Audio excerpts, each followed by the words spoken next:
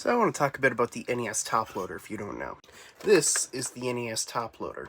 It's not the official name, that's just what everybody refers to it because it never had an official name.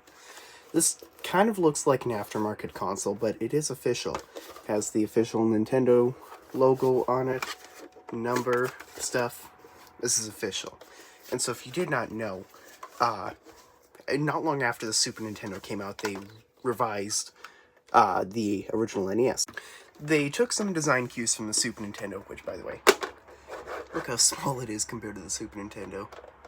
With it loading from the top, and having the switches here, and some other stuff. But, like, it is they originally positioned it as, like, a budget version of the Toploader, of the NES. Even though this is the definitive version, because, like, it's so easy to insert the games compared to the original, remove them, way more reliable, doesn't break. I'd actually say it's more reliable than the Super Nintendo.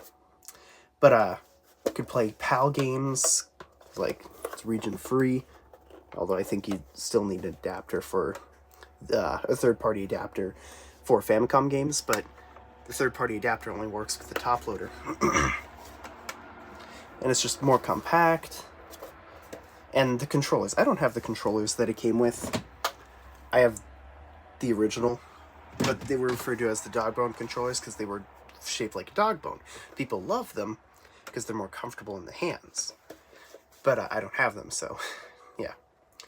But the one issue some people have is there's no light to indicate if it's on or not. But the big one is, look on the back. Do you see AV? No, there's no AV. Which is weird, because the Japanese equivalent of this sucker was literally called the AV Famicom. So, it's just weird. I don't really mind it as much because I have a retro setup with RF hooked up and everything. But it just makes it that it's really hard to put on a modern TV because of the fact that it doesn't have AV. Like, sure, there are some flat screens that do have RF on them, but they are very few far in between, and they're usually, like, from the 2000s.